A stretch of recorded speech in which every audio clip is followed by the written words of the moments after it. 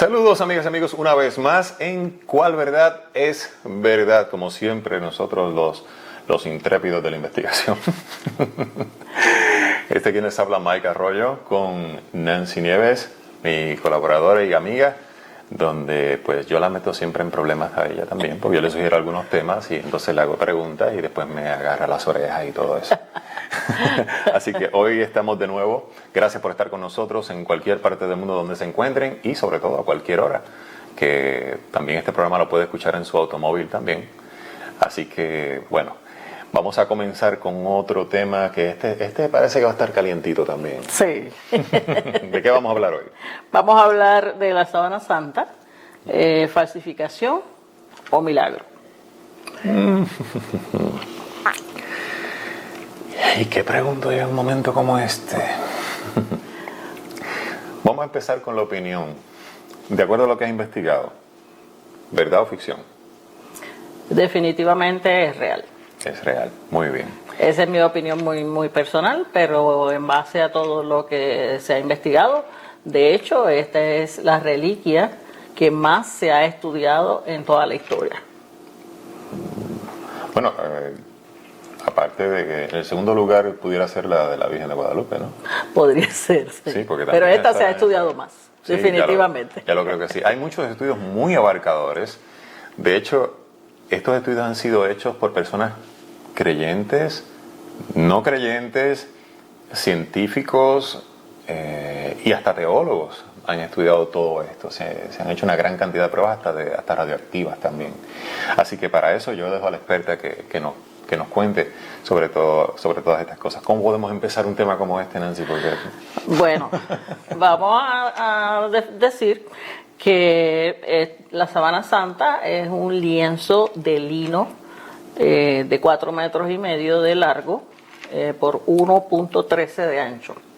Se llama en hebreo sober y significa sin impurezas. Una tela limpia, sin ninguna impureza, nunca usada, obviamente. Lo primero con lo que me gustaría comenzar es sobre si existió la figura histórica de Jesús. Bueno. Si existió la figura histórica de Jesús, pues entonces podemos llegar a la conclusión de que esa tela puede ser una impronta del cuerpo de Jesús, pero existen personas, aún en este siglo, que piensan que Jesús nunca existió. Fíjate, te podría decir, saliendo de paso momentáneamente, yo conozco personas de todos los credos, inclusive conozco mucha gente agnóstica y atea. Sin embargo, he visto algunos casos de ateos que son grandes admiradores de las enseñanzas de Jesús. Sí, eso es correcto. Pero sin embargo, existen personas aún que dicen que Jesús nunca existió, que eso fue una invención de la iglesia, por conveniencias y todo pero eso. quien haya escrito ese libreto de verdad que es una cosa impresionante. Sí, sí. O sea, se ocupó no solamente de inventarse el personaje, sino de un montón, una gran cantidad de cosas que lo prueban más allá de toda duda razonable. Claro, que se tejen miles de historias alrededor de eso y cada cual ha interpretado cosas y se han escrito muchas cosas que unas se han perdido, otras las han ocultado adrede y otras pues simplemente pues están sin investigarse propiamente o están guardadas porque pues hay quien dice que muchos de esos escritos y muchos de esos materiales echarían por tierra muchos postulados de la iglesia moderna, independientemente de la religión que sea, pero dice que los desbarata literalmente. Exacto. Pero es interesante porque la figura histórica de Jesús es bastante fácil de demostrar, igual que lo de la Sábana Santa realmente ha sido una reliquia sumamente estudiada. Y pues dentro de todos esos estudios estuvo lo del carbono 14, que lamentablemente pues fue un dictamen fallido y muchas digamos los conspiradores en contra de la Sábana Santa se alegraron de que al fin alguien dijera que no era del primer siglo, sino que era del siglo XIII, del siglo XIV. Pero ya sabemos hoy día que fue un fallo de limpieza, de cosas técnicas del carbono 14. Así que pues eso entra dentro, ¿verdad?, de las investigaciones que iremos comentando de la Sábana Santa. Dicho sea de paso, quiero puntualizar que al igual que en el caso de, y cito nuevamente a la Virgen de Guadalupe porque es más o menos algo, aunque en circunstancias diferentes, pues es algo similar en el sentido de que son pues dos mantos, ¿verdad? Correcto. Pues hubo un fuego en la catedral o donde tenían el manto de la Virgen de Guadalupe, del cual se quemó todo excepto el manto. Y hubo un fuego también en el caso del Santo Sudario, que es como se le conoce, o la sábana de Turín en otros países y otras cosas, que también creo que de lo poco que se salvó, eso fue una de las cosas que se salvó. Bueno, si ves lo primero que se nota a simple vista de la Sábana Santa, son manchas de quemadura. Tiene quemaduras, pero no se quema la figura de Cristo o de Jesús. No se quema ni su parte anterior ni su parte dorsal, porque sabemos que esta extensión de 4,5 metros de largo es porque lo cubre completo. Cubre su parte frontal y da la vuelta a la cabeza y entonces cubre su parte dorsal también.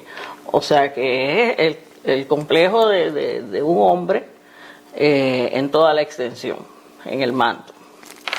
En el caso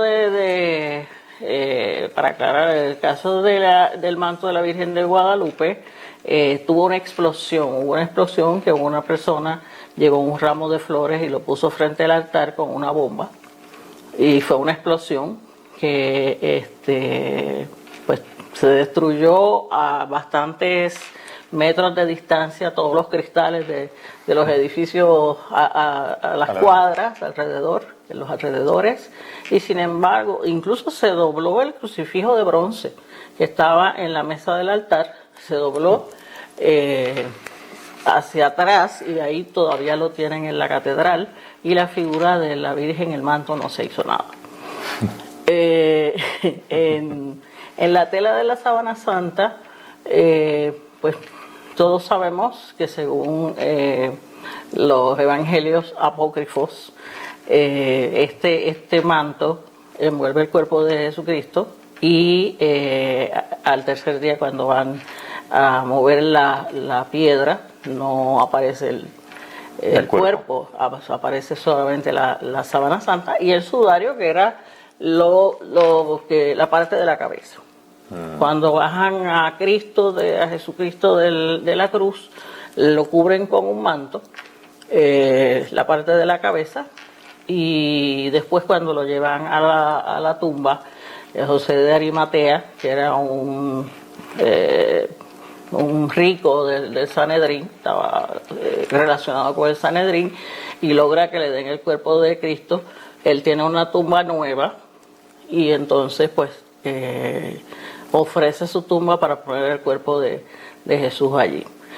Lo envuelven rápidamente porque como era en la Pascua, pues no se suponía que ellos estuvieran haciendo enterramientos ni nada por el estilo, así que lo envuelven a toda velocidad. Y una cosa interesante es que no lavan el cuerpo. O sea, toda esta sangre que nosotros vemos, que está recogida en la Sábana Santa, es porque hubo mucha sangre. Se estima que Jesús perdió 2 litros de sangre entre las golpizas y la crucifixión. Nosotros vamos a donar una pinta a veces y vemos las estrellas y nos da miedo. O sea, 2 litros. 2 litros. Se estima que perdió 2 litros de sangre. Así que todas estas manchas que nosotros vemos en la Sábana Santa es porque los judíos, en la ley judía, no se lavaba el cuerpo de una persona que hubiera muerto con derramamiento de sangre o de forma así trágica. Así que pues nada, lo envuelven, él resucita, y la Sábana Santa aparentemente es entregada para que se la lleven a Edesa. Edesa es lo que es Turquía hoy, una parte en Turquía, y la llevan allí porque hay un documento donde el rey de Edesa le escribe a Jesús, porque son contemporáneos, y le dice que tiene lepra y que necesita su ayuda, porque obviamente seguían las enseñanzas de Jesús. Jesús le dice que no era buen momento, pero que iba a enviar a un mensajero para que lo ayudara. Ese mensajero aparentemente fue uno de sus discípulos con la sábana santa. Se envuelve en la sábana santa, se cura de la lepra y mantiene la sábana santa en Edesa. La ponen en escondida, la tienen que esconder, porque pues se difunde el mensaje, ¿verdad?, de que hay un rostro y un cuerpo en esa sábana. Y la gente de Constantinopla invaden Edesa. Ellos rápidamente envuelven la manta, la hacen como 8 dobleces y la ponen en una pared. Así que cuando Constantinopla finalmente invade por completo a Edesa, encuentran a la sábana santa y se la llevan a Constantinopla. O sea, todo esto es un viaje inmenso. Luego de Constantinopla, va a Atenas, recorre prácticamente toda Europa, llega a Francia. En Francia pues la tienen el reinado de Saboya y lo tienen por muchos años, bastantes años. Ellos eran los dueños de la sábana santa, pero hay en Italia hay un brote de una enfermedad que está matando a la gente, una epidemia, y el obispo de allí él indica que él va a cruzar hasta Francia a buscar el manto a pie. Tiene que cruzar los Alpes. Casi nada. O sea, estaba hablando de Italia hasta Francia. Pero entonces los de Saboya dicen, no vamos a hacer venir este señor hasta acá, realmente vamos a pasarle el manto, y encontraron un punto medio que es Turín. Turín es en Italia, entonces se le llama, por eso se le llama la sábana santa de Turín. Está desde entonces en Turín, y en el año 1983 pasa el Vaticano a ser dueños de la sábana santa. Fíjate que entre toda esta trayectoria que muy interesante que nos acabas de contar, pasando por todo lo que pasó, se conserva intacta, y más que se conserve intacta, es el hecho de que en ese tiempo, con la tecnología que pudiese haber, que era prácticamente pues, a nuestros ojos arcaica, pudiera haber quedado plasmado tan perfecto esta imagen, con tanto detalle. La misma cara que usted tiene puesta, la tengo yo ahora. Sí, este recorrido es importante saberlo porque en la Sábana Santa, dentro de una de las investigaciones que se le hace, es el polen, para saber realmente en qué sitio estuvo la Sábana Santa. Y se encuentra polen de todos estos lugares, incluso de Atenas. O sea que entre Constantinopla y Francia viajó a Atenas también. O sea, esto le he hecho un recorrido corto, pero pues fue por varios lugares. Y se descubre pues en una de las investigaciones todos estos polens. Y es interesante también que en una de estas trayectorias hay un fuego en la catedral donde se encontraba, lo tenían doblado, siempre lo doblaban como en 8 pedazos, para que se viera solamente el rostro. Tetradiplón se llama esa forma, ¿verdad?, de doblaje. Y estaba en una urna de madera con revestido de plata. Cuando hay fuego en esta catedral, que últimamente pues hay teorías de conspiración al respecto, porque dicen que fue un accidente, que si una vela, bla, bla, bla. Pero también... Eso mismo dijeron de la catedral que se quemó. De Notre Dame. Exacto. Sí. Pero sí hay personas que dicen que eso fue un intento de desaparecer la Sábana Santa por completo, ¿verdad? Y entonces, pues, siempre ha habido terroristas en el mundo. Bueno, como una nota al calce, dicho sea de paso, desconozco de otros países del mundo, ¿verdad? Y espero que esta conducta nunca se repita, porque independientemente de que podamos diferir en nuestras creencias, pues tampoco nos da derecho a atentar contra la propiedad que le pertenece a otro o que significa algo para otras personas, ¿verdad? Exacto. Y en Puerto Rico, en los años 70, entrando a los 80, se daba el caso de que quemaban las imágenes de la imagen de la Providencia, que era la Santa Patrona de Puerto Rico. Patrona. Y como que es algo que yo quisiera entender qué logramos con eso. O sea, pero según uno tiene sus convicciones, hay otras personas que tienen las suyas, pero yo creo que podemos convivir sin... Sí, exacto, que podemos convivir sin atentar contra la vida o propiedad de cualquier persona. Me parece que eso es impropio. Definitivamente. Cada cual pueda creer en lo que quiera creer, ¿verdad? Y yo creo que todos somos creyentes. Claro. Porque hay gente que, por ejemplo, cree que hay un Dios vivo y hay gente que cree que no. Pues eso es lo que ellos creen. O sea, que unos creen una cosa, otros creen otra. Todos somos creyentes, aunque sea para antagonizar. Exacto. Sí. Pues en este fuego se derrite, se comienza a derretir la cubierta de plata que tenía la urna, y entonces le cae una gota de plata a la Sábana Santa, de plata fundida, ¿verdad? La plata funde a unos grados altísimos. Sí, esto es lo que agarre. Exacto.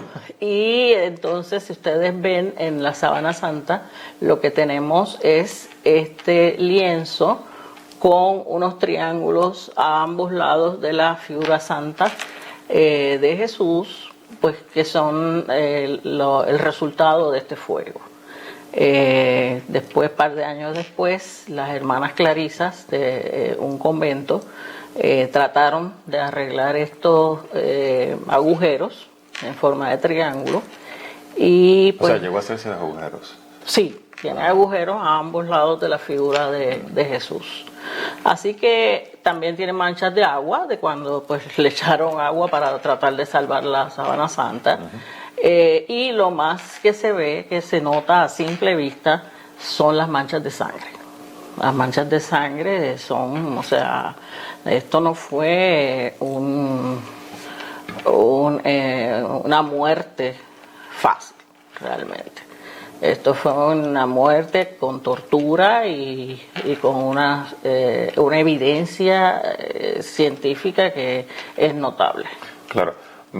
Bueno, más allá de la información que contiene el manto, por sentido común, se tiene que entender que hubo una gran preparación a nivel físico y mucho más a nivel mental para poder aguantar este castigo por todo el tiempo que fue este castigo, o sea, o este abuso, porque a todas luces, sea quien sea, pues es un abuso. Pero yo creo que si alguien careciera de la preparación adecuada, hubiese muerto mucho antes. Sí, no, definitivamente. O sea, yo creo que ya bueno, yo por lo menos en el quinto o sexto latigazo ya entiérrame de una vez. Sí, exactamente. O sea, volvemos, fuera de las creencias de cualquier persona. Exacto.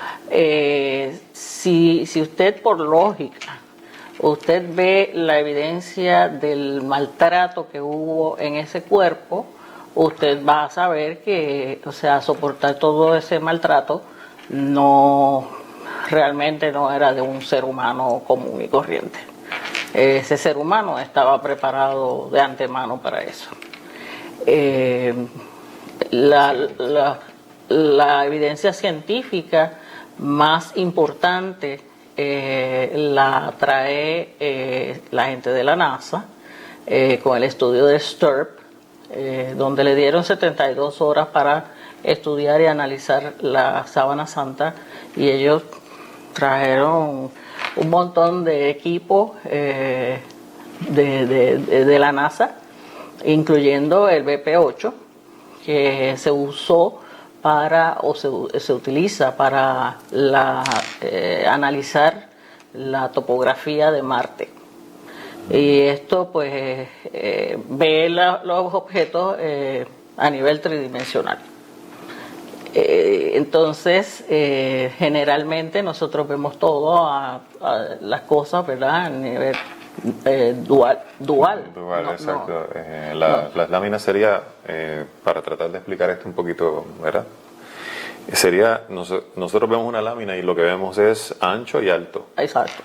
Y en 3D pues sería alto, ancho y profundidad. Y profundidad, exactamente.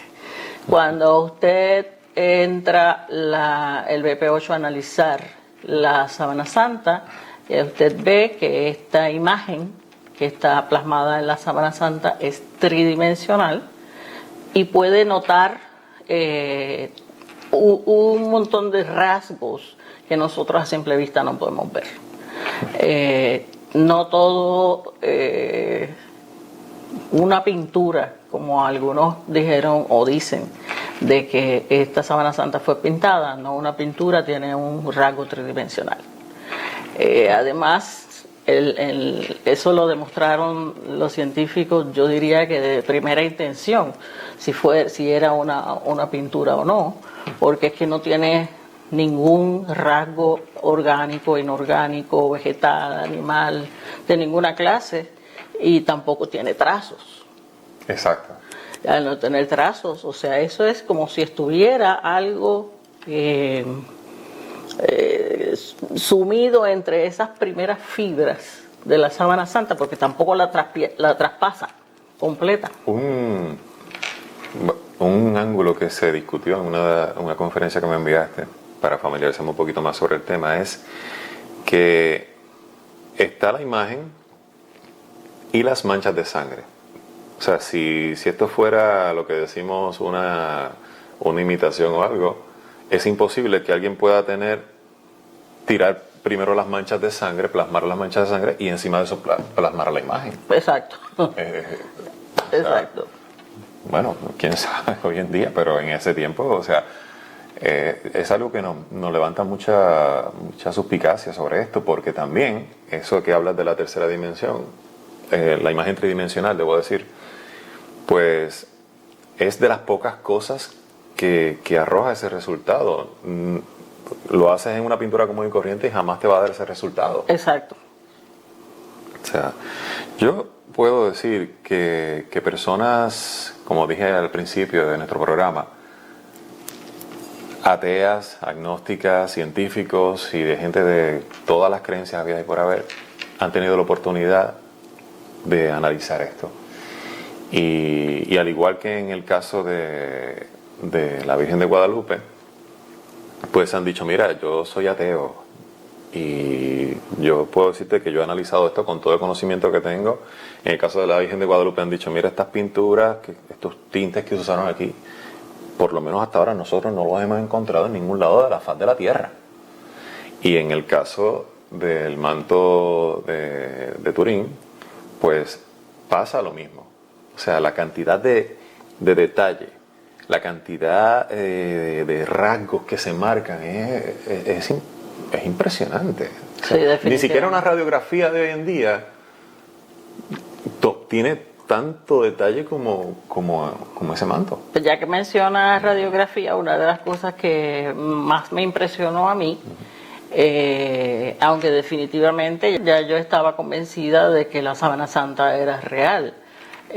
Sin embargo, lo que me impresionó mucho fue el ver que se le habían tomado CT scan, MRIs, placas a esa sábana santa, y uno de los especialistas que estaba, forense, que estaba investigando en estos estudios, decía: yo en algunos momentos perdía la noción de que estaba analizando la sábana santa y pensaba que estaba viendo el CT scan de algún cadáver. O sea, de un cuerpo presente. O de una persona, ¿no? Sí, de un cuerpo. De un humano, por decirlo de alguna manera. Y sin embargo, caía en cuenta, no, esto es de la Sábana Santa. Y se ven imágenes donde tú puedes ver los pulmones, los riñones, el colon, las articulaciones de la mano, por donde pasó la espada, por qué no se encontró hueso fracturado, como decían los evangelios. El cartílago que tiene en la nariz, que está desviado, se cree que está roto, pero es un cartílago, no es un hueso. O sea, es sin duda impresionante. Y una persona que estamos hablando de que es todo un científico que investiga estos hechos, que de momento su visión, su creencia, pues cambie de esta manera. Exacto. Habla un poquito más de eso, que está interesante. Sí. Para el próximo programa voy a traer palomitas de maíz, popcorn. Porque es fascinante esto. Sí, Nosotros aquí estamos, señores, en una casa común y corriente. Si oyen de momento que ladra el perro o que se escucha una puerta y todo eso por ahí, nosotros estamos en nuestra casa, y en la medida que podamos vamos a sacar el programa también para otros lugares. Así que esto es un conversatorio, pues que lo vamos a hacer en la medida que pueda, hasta por Zoom de momento lo vamos a hacer también, y todo, independientemente de dónde estemos. Claro. Así que, y estén pendientes para que nos den recomendaciones de temas. yo creo que van a sobrar. O sea, vamos a tener muchas recomendaciones, así que de todas maneras, gracias por el respaldo y por la atención que nos brindan en este espacio de Cuál Verdad es Verdad. Y eso lo decide usted. Claro que sí. Nosotros ponemos los hechos. Exacto. Pues volviendo un poquito atrás en la historia, tenemos que saber que todo este boom de querer estudiar más la Sábana Santa comenzó en el 1898, cuando este personaje, Secondo Pía, que era abogado, no era fotógrafo, era abogado, pero le es encargado por la familia Saboya que le tiraran recuerden que la familia Saboya es la que le entrega a las autoridades eclesiásticas la Sábana Santa. Había un matrimonio, y esto se hacía con mucha ¿cómo se dice? Con mucha frecuencia, en actividades especiales, como en una boda de la hija de unos reyes, se presentara la Sábana Santa. Pero entonces en este caso pues no se iba a presentar la Sábana Santa, ya había pasado a las autoridades eclesiásticas de Turín, así que le piden que le tire una foto. Y se hace una ostensión. La ostensión es como se le llama a las presentaciones públicas de la Sábana Santa. Porque si usted va a la Catedral de Turín, en Italia, donde se encuentra la Sábana Santa, no va a haber la Sábana Santa. Eso me lo tiene que explicar. Las ostensiones se hacen cada cierto número de años. La próxima sería en el 2025. O si hay alguna actividad especial, se hace una petición, y entonces el Papa es el único que puede dar la orden de que se haga esta presentación especial. Y las ostensiones pues se hacen al público, ¿no? En estos últimos años pues ha habido varias ostensiones por las mismas razones. El Papa Juan Pablo pidió una ostensión para él estar orando delante de la Sábana Santa, que incluso dijo que la Iglesia no tenía la capacidad de decir si los creyentes debían o no debían utilizar la Sábana Santa como una evidencia de fe, ¿no? Claro. O sea que él se lo dejaba a los miembros de la iglesia. la creencia o no creencia. Luego vino el Papa Benedicto, el Papa emérito, y pidió también ver a la sábana santa. Y el Papa actual, Papa Francisco, pues también pidió ver a la sábana santa. Pero la próxima realmente le tocaría en 2025. Y entonces, aquí me salta la pregunta. Porque digo, quizá en aquel momento cuando el fotógrafo le toma la foto, ¿verdad?, a la sábana, pues no existían digamos, las condiciones que hay ahora. Que, por ejemplo, hay varios museos donde uno va y dice, mira, no puedes tirar fotos, o no puedes tomar fotos con flash, o simplemente nosotros tenemos unas fotos aquí muy buenas que somos las que te podemos proporcionar por la cuestión de los flash, la cuestión de las luces que se utilizan en estas cosas, que supuestamente pueden dañar estas obras que están bajo unas condiciones muy estrictas, ¿verdad? De humedad, luz, etcétera, etcétera. Pero entonces, se saben en los últimos años, o sea, desde 1898 la sábana no se exhibe al público, o sí. No. Se han hecho ostensiones. Exacto. Y las que te mencioné que fueron las últimas, las del Papa Juan Pablo, el Papa Benedicto y el Papa Francisco. Y eso me imagino que entonces tendrá unas ciertas condiciones también, porque... Bueno, la sábana santa ahora está protegida y tiene unas condiciones específicas de todo. Y está con vidrio a prueba de balas y está a prueba de fuego, a prueba de todo, realmente. Pero lo importante del 1898, en los principios, ¿verdad?, de la cámara fotográfica, es que este señor pide poder fotografiar la sábana santa para cumplir su misión. Y cuando él le tira la foto normal, recuerden que eran cámaras pues de las primeras cámaras. Por eso una fue cámara que se la antigua, pregunta, exacto. una cámara bastante arcaica. Él saca su placa y se la lleva al cuarto oscuro a hacer su revelado. Su sorpresa es que los que somos un poquito mayores, que conocemos todavía, recordamos nosotros somos clásicos, no es que seamos mayores, es que somos clásicos. Lo que recordamos como era la fotografía anteriormente, que usted tenía su rollito, se lo introducía a su cámara y después lo llevaba a revelar y le daban una fotografía y el negativo. ¿Se acuerdan del negativo, verdad? El negativo fotográfico fue lo que él vio en esa pintura, en ese retrato. Un negativo fotográfico. Y ahí es que se encuentran todas las características de la imagen, en el negativo fotográfico. Y esto es interesante porque, o sea, de aquellas personas que pensaban que podía ser una pintura o que podía ser cualquier cosa, cómo el negativo fotográfico nos va a dar más información que la propia sábana santa, que lo que se ve realmente hasta desde cerca. Si usted se acerca bastante puede notar las manchas de sangre y todas esas cosas, pero a una distancia un poquito más lejos realmente pues no se ve mucho de la imagen. Claro, y esto ahora hay lentes polarizantes también que revelan mucho detalle que se nos hace imposible verlos a simple vista. Así que al notar en el 1898, que de hecho por poco el señor va preso, creían que había alterado, ¿verdad?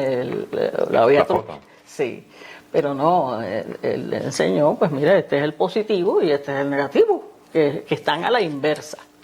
Y si tú ves la imagen en el negativo, tú te das cuenta que está a la inversa, porque entonces la mancha de sangre que se supone de la lanza, que se supone que fue del lado derecho, está en el lado izquierdo.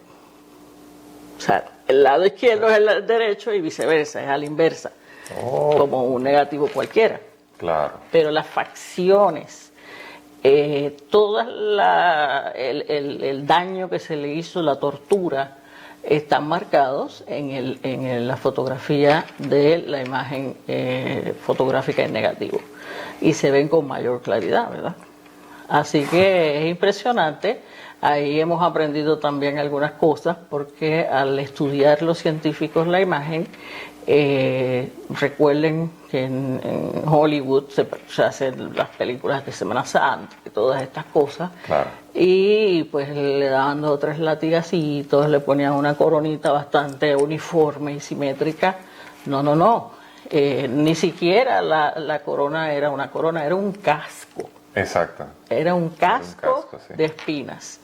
Y una planta con unas espinas bastante fuertes. Así es. Que cuando se le clavaron en toda la cabeza, eso, el dolor que debe haber tenido, fue bastante importante. Bueno, estas películas, digamos, de hace unos años, que nosotros veíamos todos en nuestra niñez y parte de nuestra adolescencia, y algunas todavía las televisan ese día.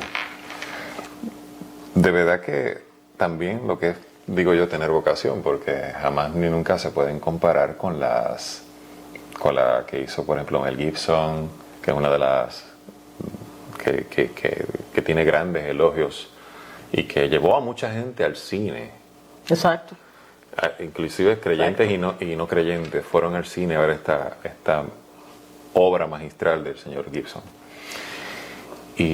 Pero aquellas, a pesar de que ni era el audio ni el video que tenemos ahora, ni los recursos, aquellas películas te agarraban la fibra de alguna manera. Definitivamente. Sí, definitivamente. O sea, yo recuerdo imágenes de hermanas, primas y hasta las vecinas que a veces iban a la casa y se ponían a ver las películas y todo eso. A veces en casa se ensayaba lo que iba a ser el drama que se hacía en los barrios, ¿verdad? Que sí. En algunos sitios todavía se hace, de la pasión y muerte, y viendo las películas ya estaban llorando a lágrima viva. O sea, yo entiendo que cuando uno tiene la oportunidad de ver todos estos estudios más sofisticados, de alguna manera, o sea, la sensibilidad humana te tiene que aflorar por alguna parte. Claro. Porque, o sea, si lo vemos en el contexto de esta tortura, de todos estos golpes, latigazos y hasta psicológicamente cuando él tenía que llevar ese madero tan pesado, o sea, son una combinación de factores que uno se pone a pensar un poquito y uno dice, mucho aguantó. No, definitivamente aguantó mucho. Del 1898 con Segundo Pía, la fotografía, al 1978, que es cuando este equipo científico y forense el STURP va a Turín a estudiar la Sábana Santa. Le dan 72 horas para estudiarla, que ellos no desperdiciaron ni una. Era un equipo multidisciplinario, allí había de todo, pero desde estas fotografías simples a un científico forense, un patólogo forense, explicarte que en esa sábana santa, en ese lienzo, se puede tomar un CT scan y ver los órganos de una persona, eso y el esqueleto en radiografías donde se pueden situar hasta las marcas por donde pasó eso todavía me viene pensando desde que lo dijimos hace unos minutos atrás. Todavía eso me tiene a mí, como decimos en Puerto Rico, me tiene la cabeza volada. De verdad que, o sea, y yo creo que esta persona que se confesaba no creyente cambió su visión, porque, o sea, le estás haciendo un análisis de radiación a un pedazo de tela. Vamos a ponerlo en esos términos más simples. Exacto. Y lograr ver todo esto con ese detalle. Así que para aquellos que realmente pues no han estudiado mucho el tema, yo los invito a que vean estos análisis científicos y las últimas evidencias de la Sábana Santa y puedan entonces tomar una decisión de si realmente creer o no.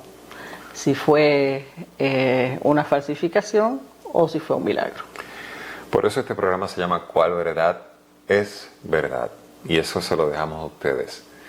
Pero lo que quiero que también, como siempre, me gusta recalcar esto mucho, a veces tenemos memoria corta, de tener evidencias que contradigan a las que hemos encontrado hasta ahora, también las hubiésemos presentado, y si las encontramos, las vamos a presentar. Claro que sí.